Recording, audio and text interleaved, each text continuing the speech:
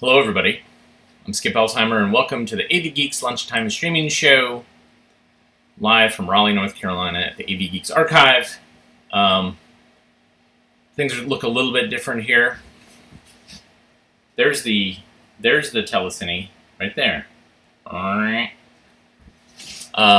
We kind of slid things around a little bit to make it a little bit easier and not so squished. I tend to like to pile stuff around me so that I have like a cocoon of equipment, and it doesn't always work out well. So that's what we're doing. So that last film was We Go to School, and it's A-roll. So what it is it was a bunch of scenes kind of that they used in the final film that they kind of spliced together so that they could make negative from it and etc. So that's what that was. It was silent, and you can tell it's beautiful Kodachrome footage that they shot. It's original camera footage, so really stunningly crisp and beautiful. This next film is about Fallout, and it's not so beautiful. Enjoy.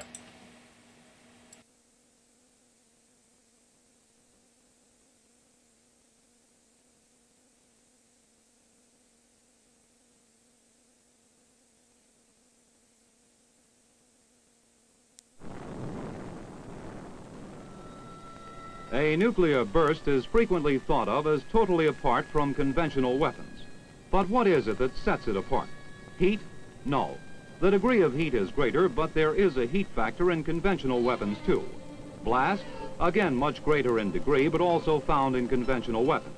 The one totally different factor in a nuclear burst is radioactive fallout. The effects from fallout of a nuclear explosion range far beyond the effects of heat and blast. The hazards from fallout can extend for hundreds of miles from ground zero and continue for days or weeks. It is the story of radioactive fallout resulting from a nuclear surface burst that this film will tell.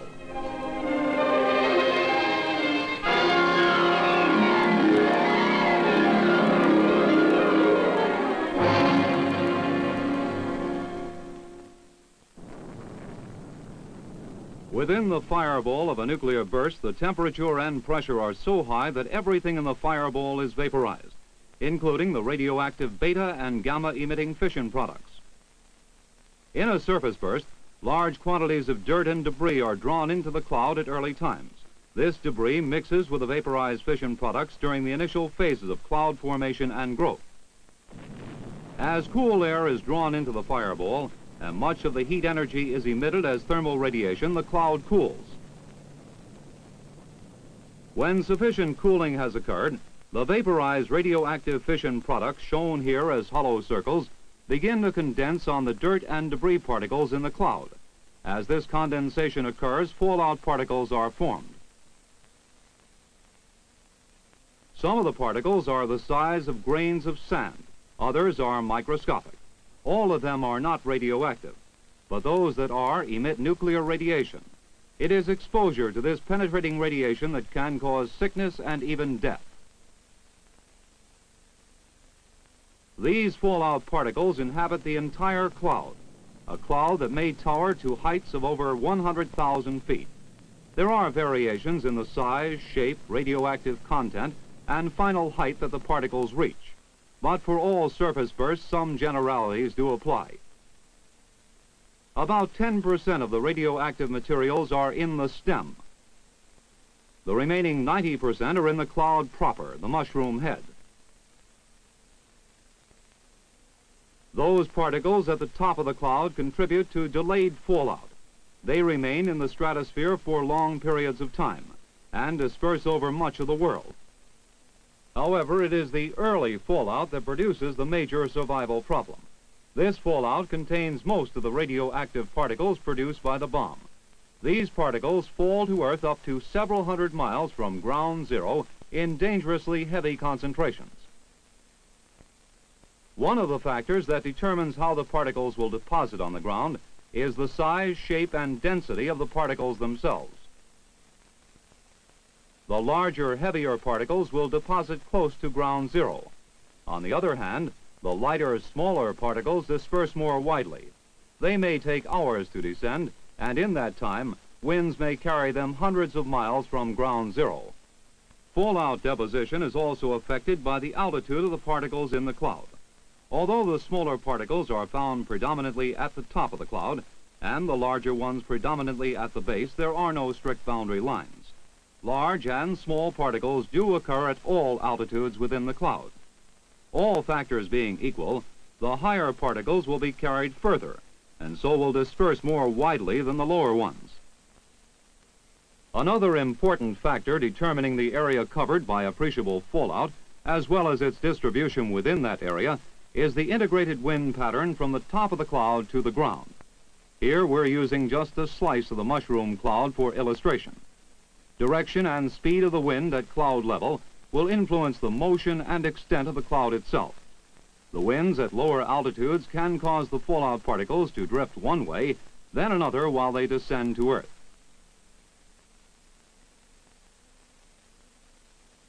Under actual nuclear detonation conditions, all of the factors we've mentioned interrelate to produce a highly irregular pattern. Areas of heavy fallout may appear some distance from ground zero, just as light fallout zones may appear in close. Precipitation, rain, snow, or hail will bring down an increased number of fallout particles as the cloud passes through it, causing hot spots, which are areas of much higher dose rates than in the immediate surroundings.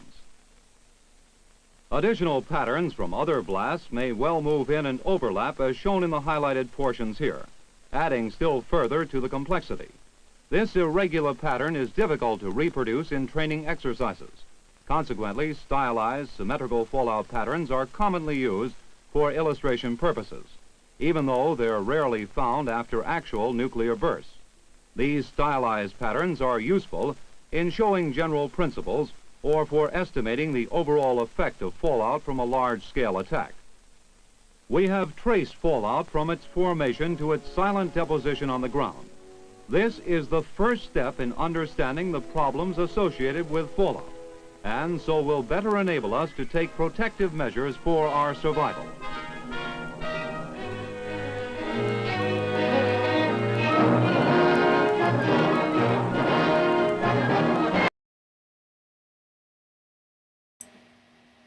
Thank you. It was Army, or was it Civil Defense? Or Department of Defense. I think it was Department of Defense. Wow. Paid attention and then just blanked on it. So yeah, I have a lot of civil defense films that I've gotten from North Carolina's Department of Human Resources, and then also from the Texas Department of Public Safety, and did a big push to digitize a bunch of them. So I have lots and lots that I've been showing, and then some that I will still be showing. Wow, where are we going? Oh yeah, so I spoke about the telecine. Yeah. All right, if I step this way, then I can do this. All right, that's what I learned. All right, so this is what I use to transfer films, 60mm films live. And this gives me an opportunity, since I'm back at the archive, to go in and just go to the back and pull some films that I have not seen at all. And so this is an example of this, and it's pretty great. On the film can, somebody wrote snakes, etc. But this is snakes, scorpions, and spiders. So, enjoy.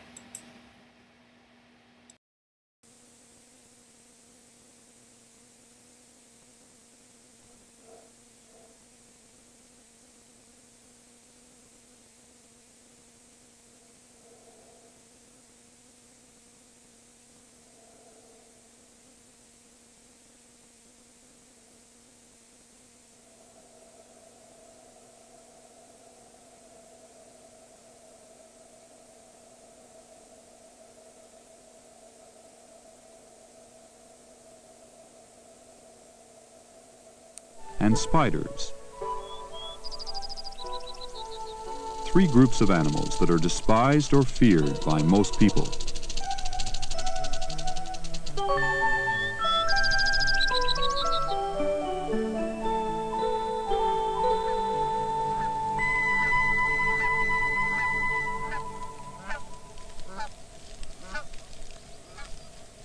Each spring, snakes emerge by the hundreds from their overwintering dens or hibernaculums. Garter snakes are harmless, but rattlesnakes are highly poisonous and feared.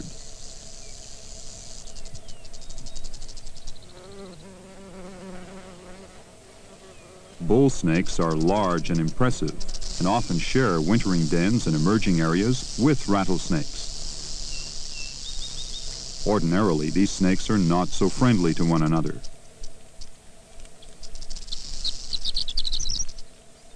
Shortly after emerging, male garter snakes court the females.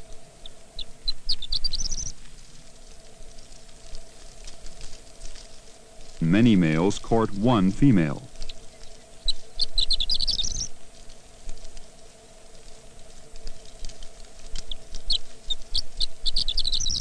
Before dispersing for the summer, they will mate.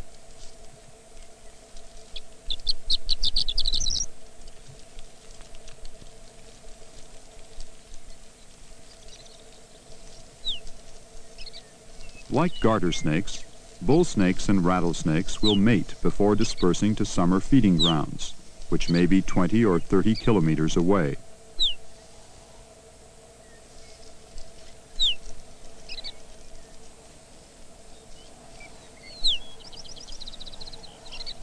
Though garter snakes appear to be well camouflaged within the grasses, some of them are caught and eaten by hawks, and even by burrowing owls.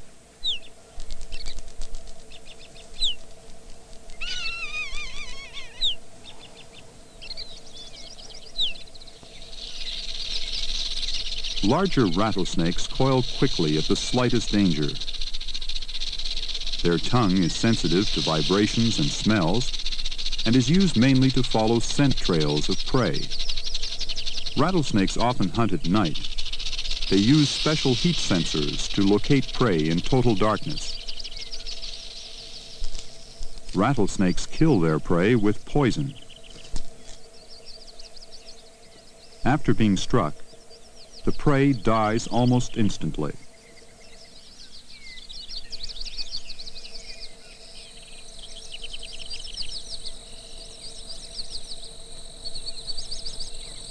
Before they swallow, rattlesnakes check the prey to make sure it's dead.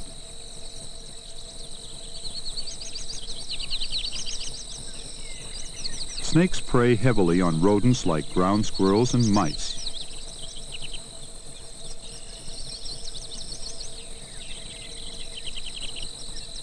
Snakes do not have hinged jaws, so they can swallow their prey whole, head end first. For a snake and prey of this size, it takes about 10 to 15 minutes to complete the swallowing. Gradually, the body of the prey works its way down inside the snake. Digestion takes about 3 days.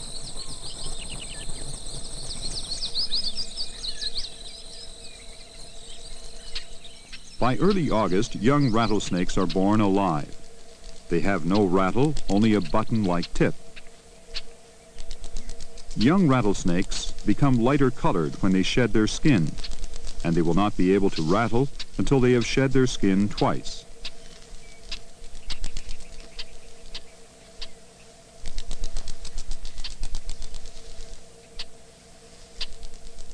The young will stay with the mother for several weeks. She protects them but does not feed them. They will have to find their own food.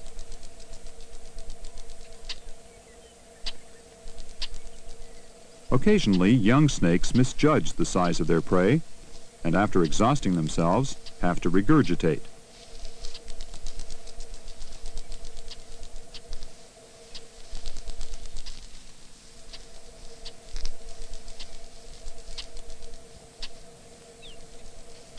By early fall, most of the snakes will be returning to the hibernaculums in the river valleys and coulees. A snake can probably move 2 to 3 kilometers a day.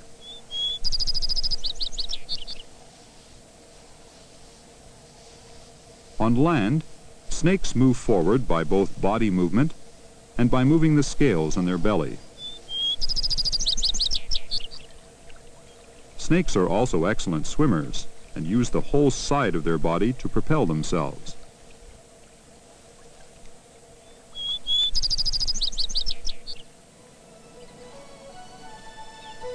River valleys and coulees also provide shelter for the much-feared scorpions.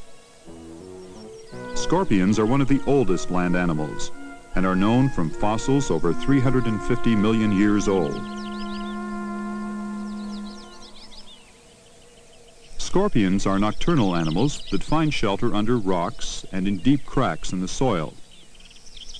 Though scorpions have up to 12 eyes, they can see only light and dark. However, on their underside, they have other specialized sensing organs. They have 8 legs like spiders. Scorpions use the poisonous stinger to kill prey.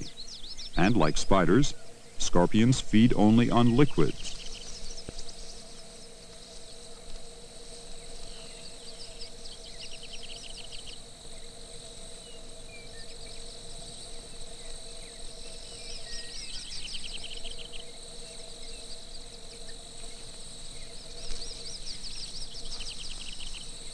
The pincers are used to hold the prey and also to tear it apart in order to get at the soft, wet tissues inside.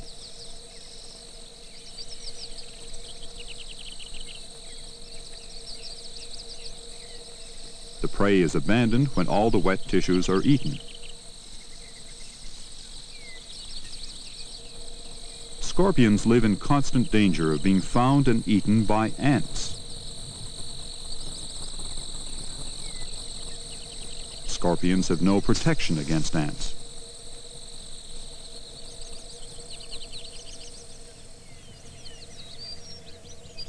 In late summer, after they have hatched, baby scorpions are placed on top of the mother, and she protects them from predators.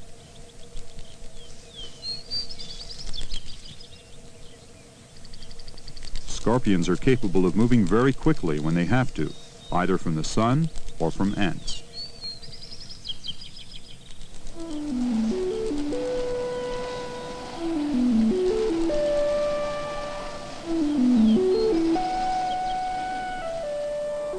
With the lack of trees on the prairies, spiders' webs seem to be non-existent. They are there, however, camouflaged, among the grasses and bushes, and spread out over the entrances to animal burrows. Most spider activity on the prairies occurs from the ground up to about 30 centimeters, a very narrow band in comparison to forested areas.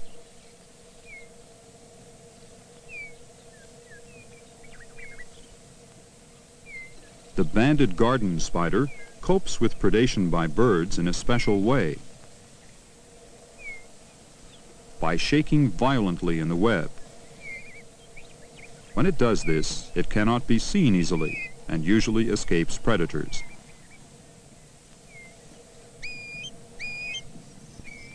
With incredible speed, the banded garden spider catches prey that fall onto the web. It wraps the prey in silk, gives it a quick bite to paralyze it, then retreats back to the center of the web. Wolf spiders are active running spiders. They chase and catch prey. Unlike most spiders, they have three-dimensional vision. Like scorpions, female wolf spiders carry their babies on their back. Jumping spiders are short, often very hairy spiders. They can make jumps of up to 5 times their body length. A female jumping spider will lay up to 100 eggs in a silken tube and will guard the eggs and young with her life. Most spiders have 8 eyes. However, only wolf spiders and jumping spiders have three-dimensional vision.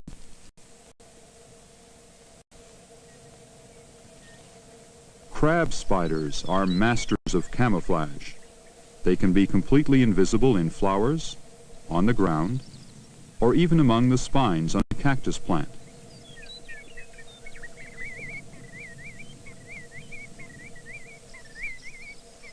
Some crab spiders are yellow and hide in the flowers of the goldenrod plants. From April to late summer, the webs of black widow spiders can be found in or near the entrances to abandoned ground squirrel or badger holes. The webs appear to be a tangled mess, but they're actually made with an intricate design.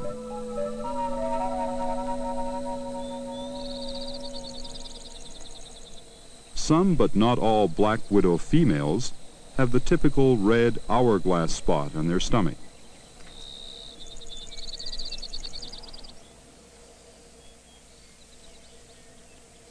Female black widow spiders are shiny black, but the males are pale and multicolored.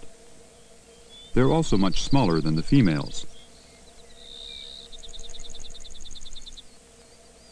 As with many spiders, the female will often eat the male after mating. This is one of nature's ways of recycling organic material.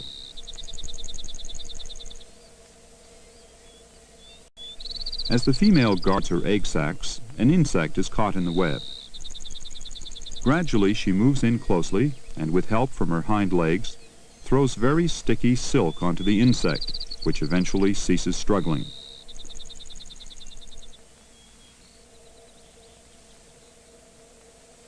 The female is almost invisible with a dark background.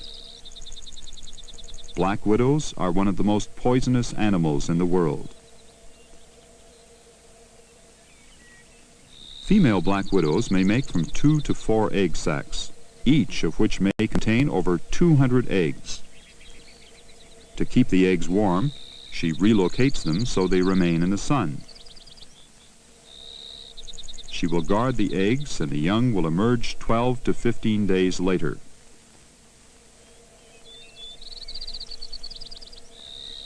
Young black widows, like the males, are not black.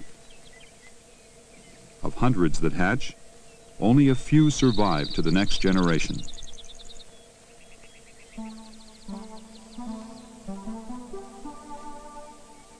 All of these animals, snakes, scorpions, and spiders, play a vital role in the shortgrass prairie.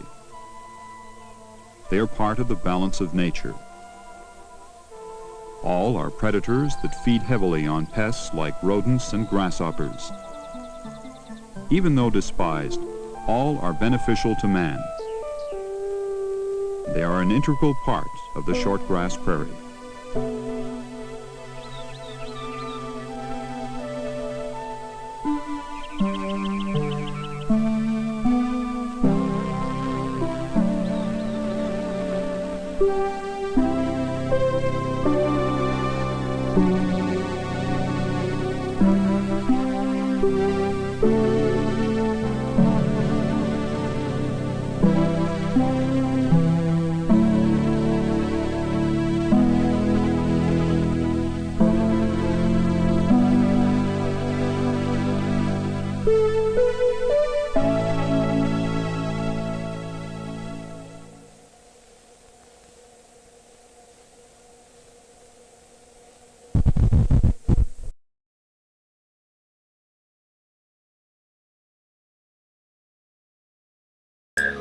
I haven't seen that filmmaker before, so I don't know. I mean, this is the great thing about exploring this, is getting to see films that I haven't seen. But I like that they kind of like took all the creepy animals and squeezed them together into one film.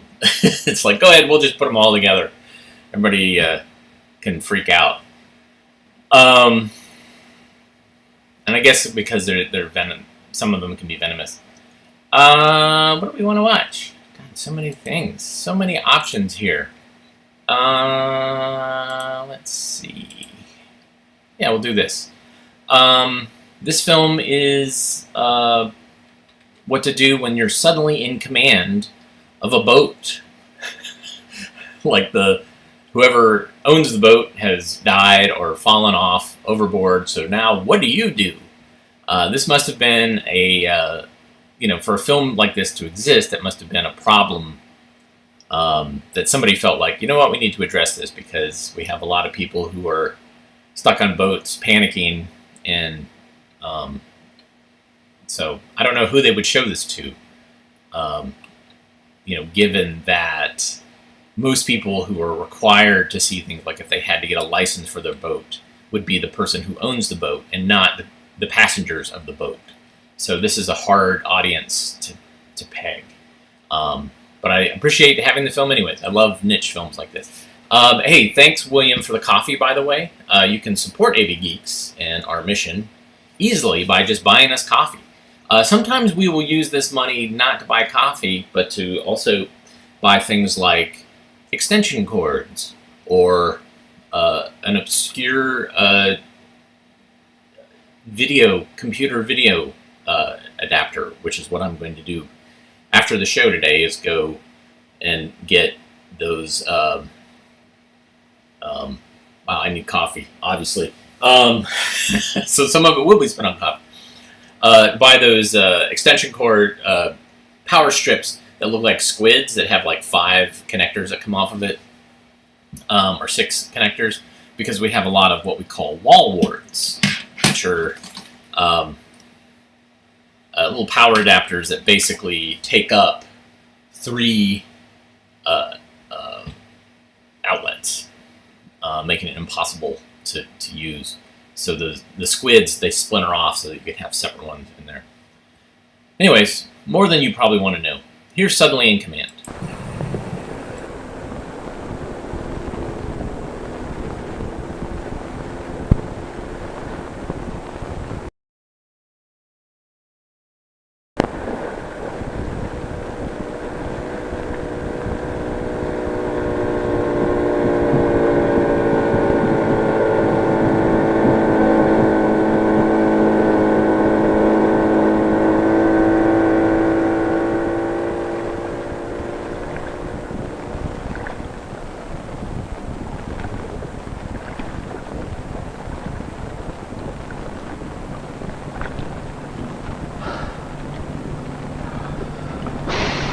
Are you okay, Dad?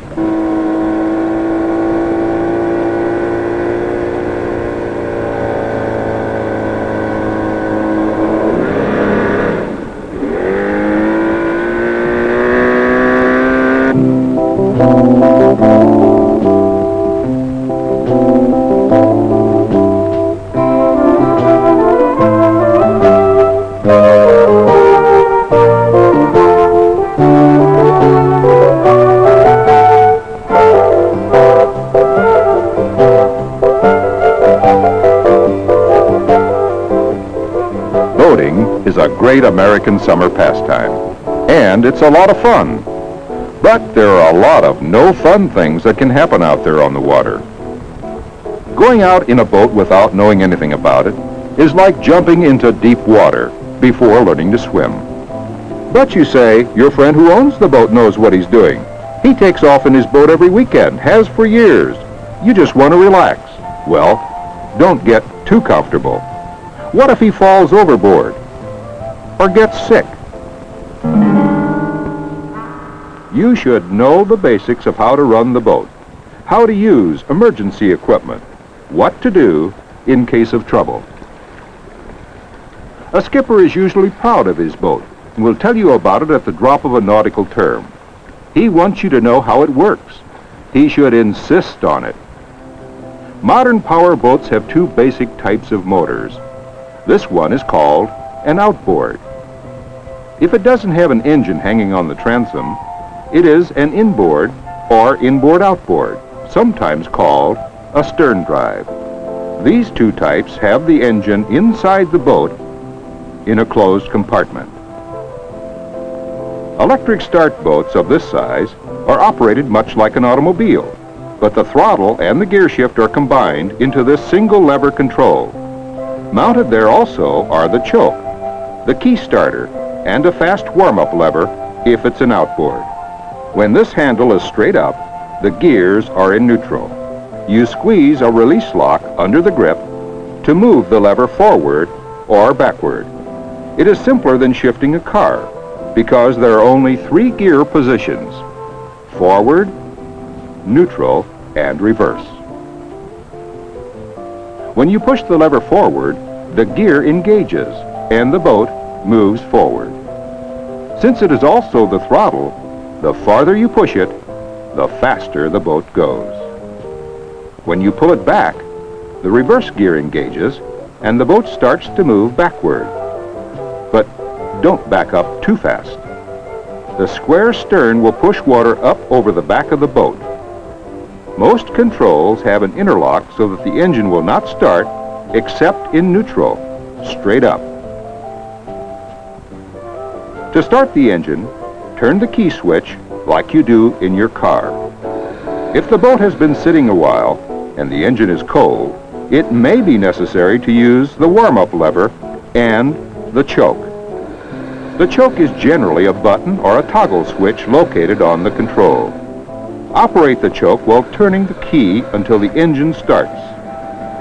Then release both the button and the key. They will return automatically to their normal positions. You're now ready to drive the boat. The boat has a steering wheel and a seat like a car, but there are no pedals on the floor, no brake, for example. The main thing to remember is that a boat is steered from the back rather than the front. On an outboard or stern drive, the propeller thrusts the back end of the boat around to turn the boat in the direction you want to go. The steering difference between a boat and an auto is not too noticeable except in docking, in getting underway, and at low speeds. If the boat is an inboard or stern drive, locate and operate the engine compartment blower switch before starting the engine. This exhausts any fumes that might have collected and reduces the explosion hazard. Other things to locate before starting out are the personal flotation devices, called PFDs. There must be a wearable PFD for each person aboard a boat 16 feet or longer. In addition, there must be at least one throwable device, such as a cushion. It is a good idea to wear a PFD at all times. In an emergency, there often isn't time to put one on. Locate the fire extinguisher and know how to use it. Make sure there's a throw line, such as a ski tow rope. A first aid kit. These should be on every boat, along with a paddle and an anchor.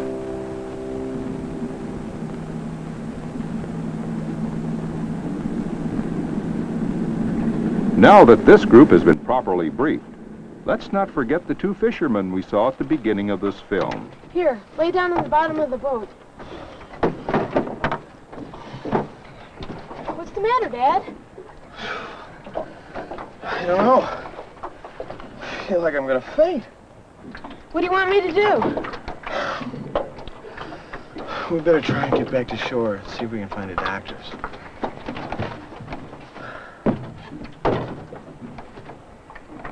Oh, wait a minute. We gotta get the anchor up. Here, maybe I can No, get it. you lay still. I'll get it.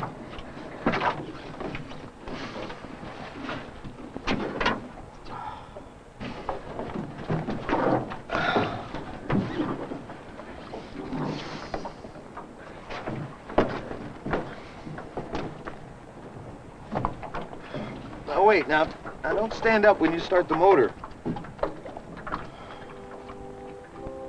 Small-powered boats generally have a small motor similar to this one, with a rope start, about like a home lawnmower. Never stand to pull the rope. If the motor has been left in gear, or the expected compression isn't there, you can lose your balance and fall overboard. The gear shift lever is on the housing. Be sure it's in neutral gear, the middle position about straight up, before attempting to start the motor. Most of the other controls are on the tiller, the handle used to steer the boat. At the end of the handle, there is a twist grip. Turn this grip until it is in the position marked Start. Then pull on the rope starter cord. If it doesn't start readily, use the choke and continue to pull the rope. When the motor is running, look around to see which direction you want to go and move the tiller in the opposite direction. Then turn the throttle back to shift. Put it in gear by moving the handle forward or backward and gently twist the throttle to start moving. The farther you turn it, the faster the boat goes. But in an emergency like this, get to the nearest shore where you see a cottage, dock, or signs of people that can give you help. When you reach the shore, stop the motor by turning the twist grip to stop and pushing the button that kills the engine.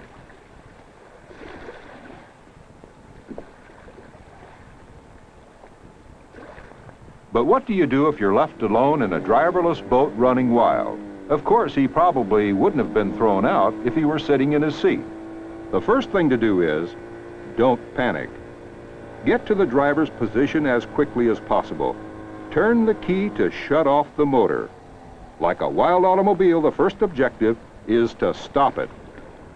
Survey the situation quickly and keep in mind that the urgent need is to get to the person in the water as quickly as possible.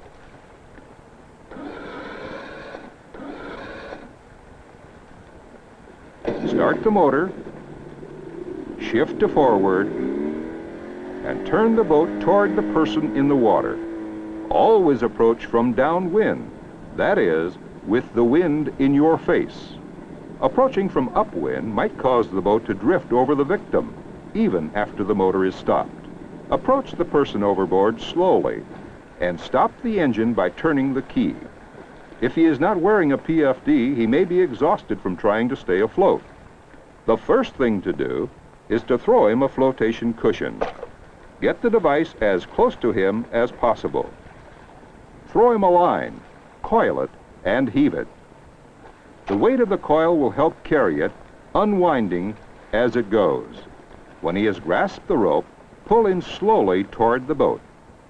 Unless the rescuer is exceptionally strong, it may be impossible to get the person inside the boat if he is unable to help.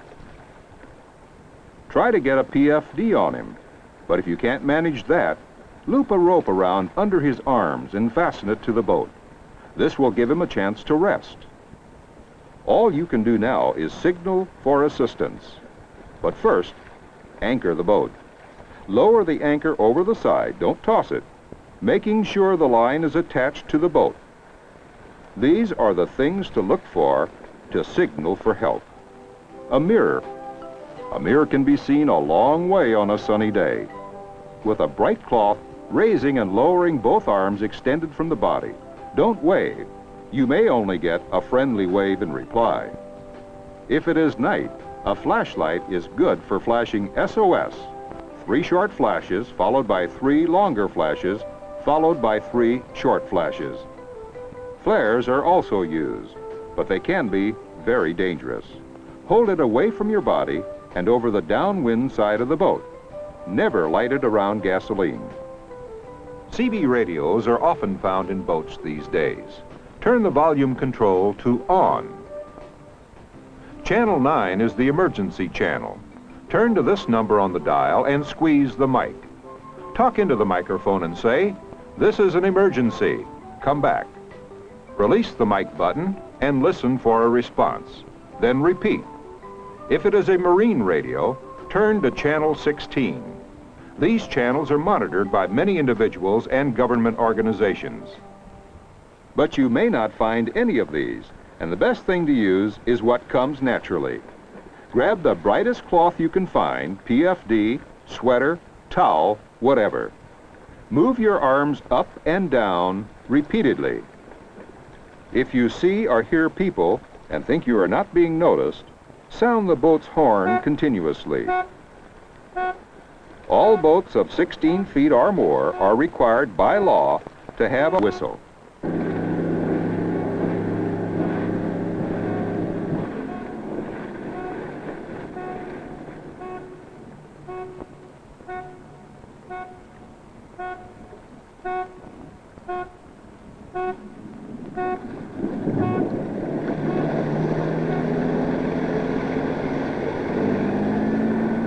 Boaters are great people, and the good ones know and respond immediately to distress signals. Hopefully, you'll never have to use them. Just remember these basics, and happy boating.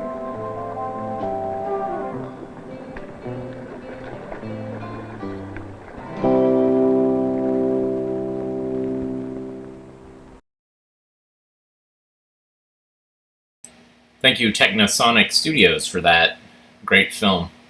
Yeah, here's another cautionary film that I haven't. I don't have a reference to having shown this in the past, but it's a safety film, and it has a really awesome beginning. So here's hazards around bins and hoppers. The rise in the accident frequency rate of various mining and milling operations in recent years has led mining safety officials to take a closer look at the industry to determine the causes behind this increase.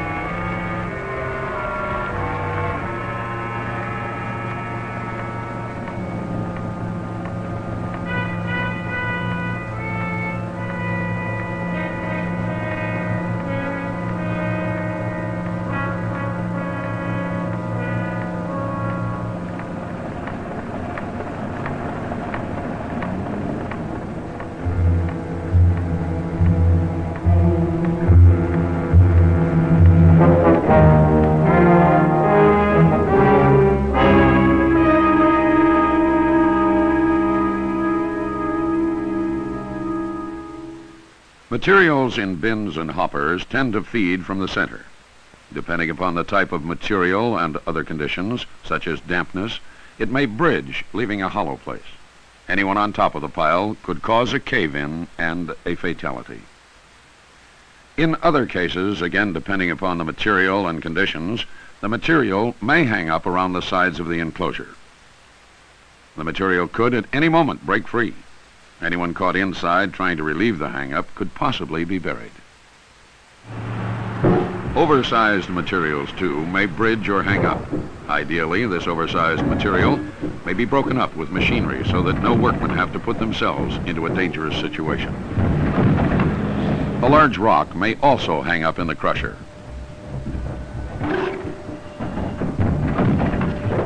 Again, the best method to overcome the problem is to use machinery. A grappling hook enables the operator to dislodge the material without exposing himself to the powerful grinding action of the crusher.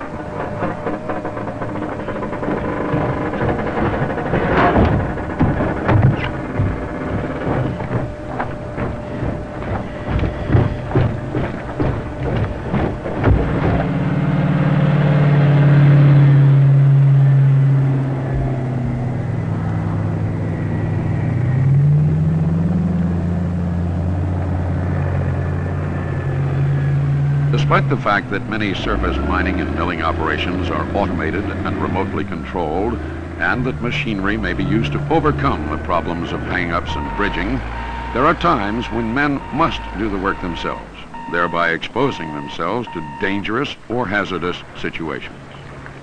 Whatever your job with the handling, transporting, and storage of loose materials and ores, you should know the safe procedures for breaking loose or freeing hung up and bridged over materials.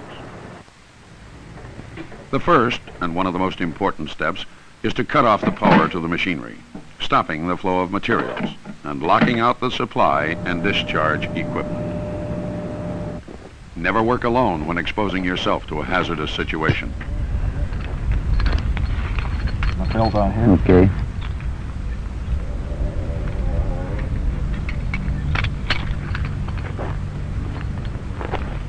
If there's a chance of falling, you must wear a safety belt attached to a safety line. And the line must be snubbed securely and attended by a second person. Is that too tight? You got plenty of room?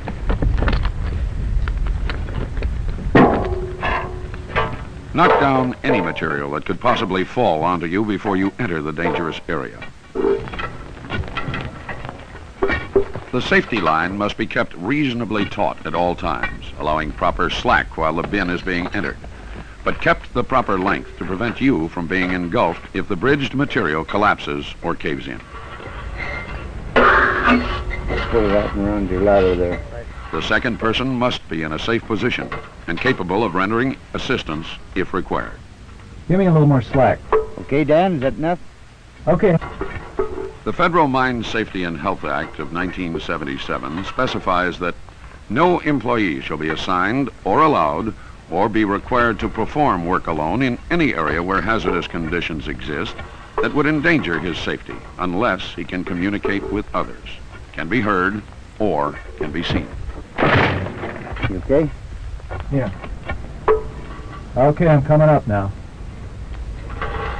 Only after cleanup, repair, or maintenance work has been completed and the workers are safely out of the way, may the equipment be restarted. Warning devices such as horns, sirens, or loudspeakers must be used to alert all personnel that the equipment is to be restarted and that normal operations are to be resumed.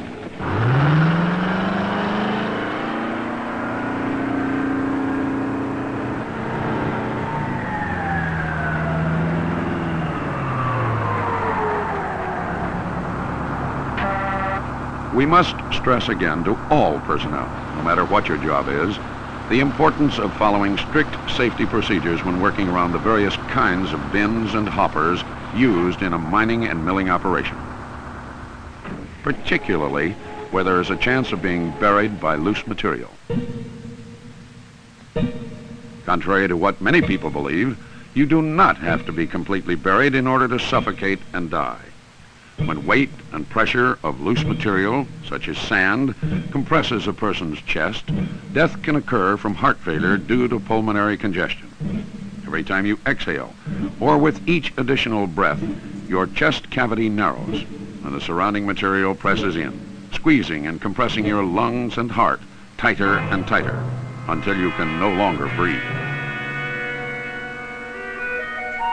In addition to men intentionally entering bins and hoppers to relieve bridged materials, there are other potentially dangerous situations and activities around any mining and milling operation. Trips, slips, and falls are always potential sources of injuries and fatalities. Openings to materials handling and storage facilities can often be guarded with access covers and doors to prevent falls and possible entrapment.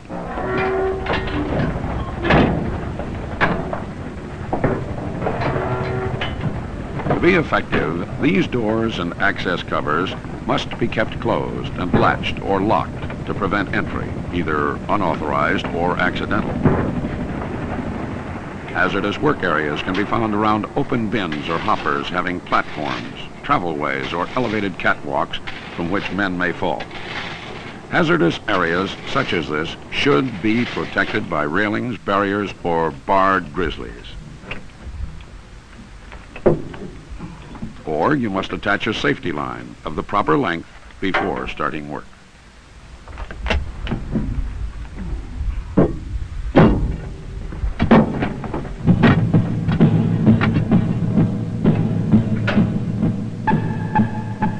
All elevated walkways, stairways, and working platforms throughout the mill should have guardrails or similar barriers to protect workmen and materials from falling.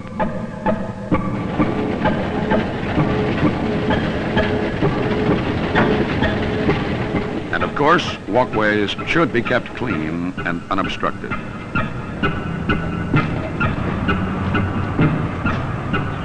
All openings leading to a hazardous area or dangerous drop must be kept guarded.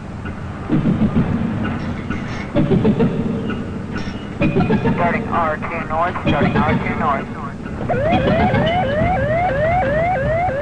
You must exercise caution around moving machinery used in a mining and milling operation, especially around the many conveyors that supply and discharge from bins, hoppers, and storage piles.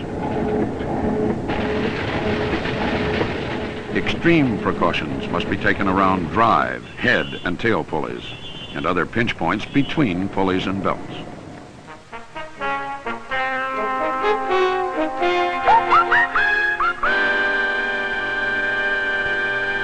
Work on and around new construction should also be performed with caution. The greater size and complexity of new constructions may introduce new danger areas.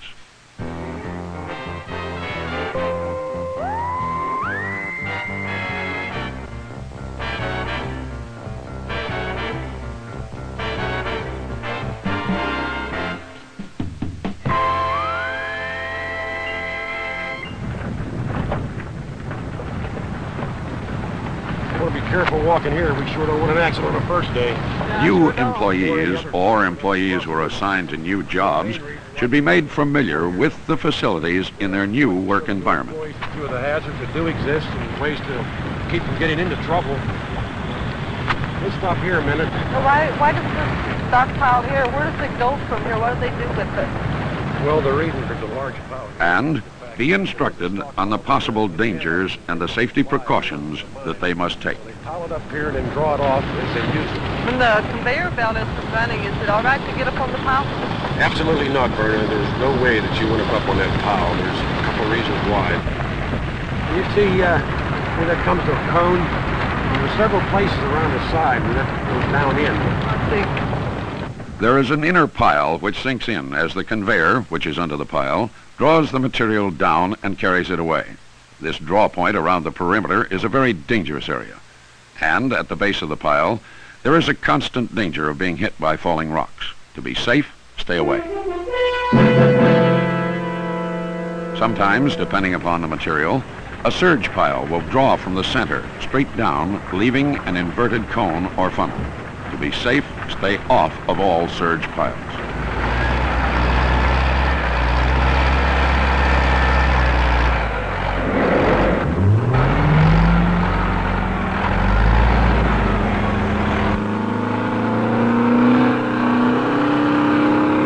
From the quarry to the final destination, materials handling is almost all done with machinery. Automation and efficiency are on the increase.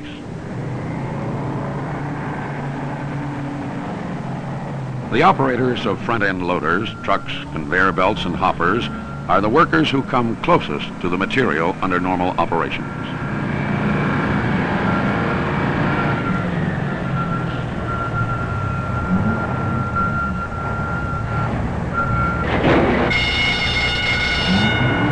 Bins and hoppers and other storage facilities are often equipped with devices such as vibrators, grappling hooks, and mechanical diggers to avoid delays in the flow of materials. But there are still times when workers with simple tools have to do the work by hand. You may have to relieve a bridge or a hang-up, or clean or inspect bins and hoppers. Whatever work you are doing, remember these points.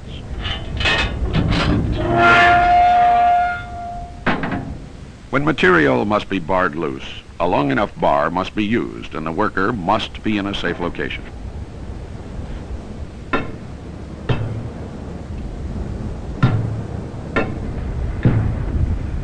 Start at the top and work down, knocking down all of the material that could fall onto yourself before you enter. When entering a bin or hopper, a second person must be standing by with you.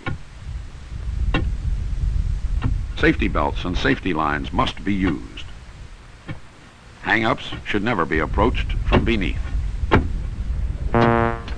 No matter how much safer mining equipment is designed or how many additional, stricter safety laws are passed, it is up to you and every individual miner to stay healthy and safe on the job.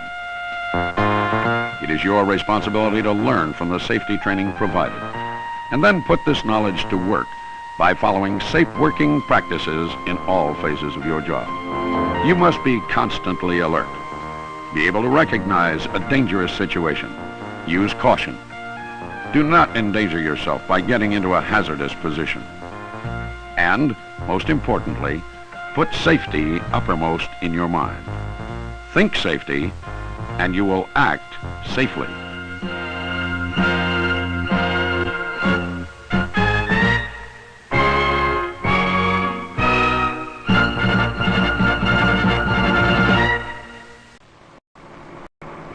I can check that gear in a minute, so don't touch anything, okay?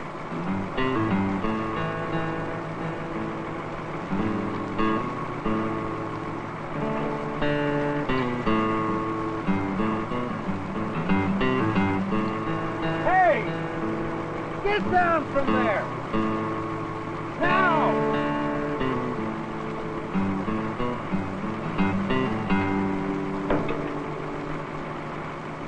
Hey! Turn it over! What if it bumped that control by accident? You'd be mincemeat by now. What have I told you? You don't work on equipment when the engine's running. Well, I told him not to touch anything. All right, I guess I wasn't thinking. You weren't thinking? You mean you'll work on engines and machinery and not think of your own personal safety? Here. Shake hands with danger.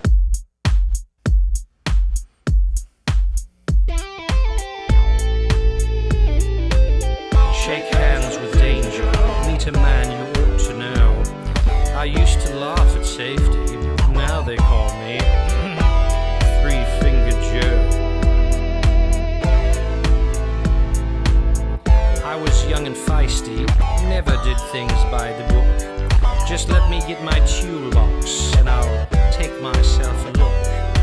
I climbed up on a dozier with my mechanic's pride. Said, you can keep it running, friend, while I poke around inside. Shake hands with danger, meet a guy you ought to know. I used to laugh at safety, now they call me Three-Fingered Joe. Although I learned a lesson, I forgot it soon enough. The nicks and burns and scratches showed the young ones I was tough. Till another morning I was grinding on some steel. My other hand got careless and fed my skin into the wheel. Shake hands with danger, step right up and say hello. Grinding wheels and metal are what made me Three-Fingered Joe.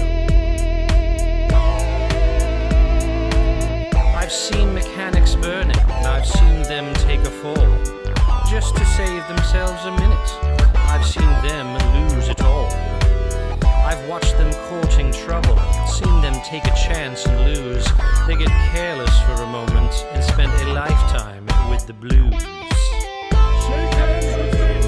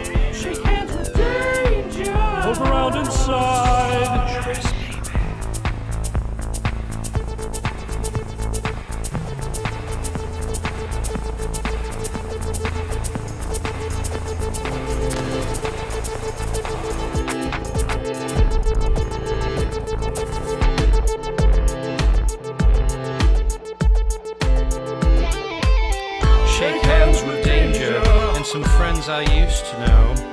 Compared to them, I'm lucky to be just Three-Finger Joe.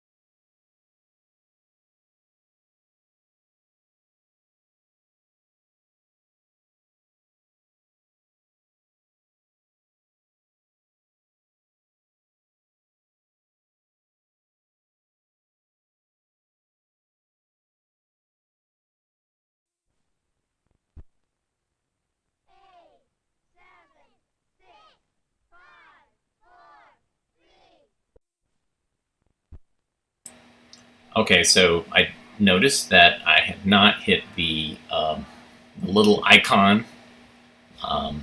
So thanks for tuning in. We'll be back again tomorrow. I'm going to get some coffee, obviously. Everybody take care.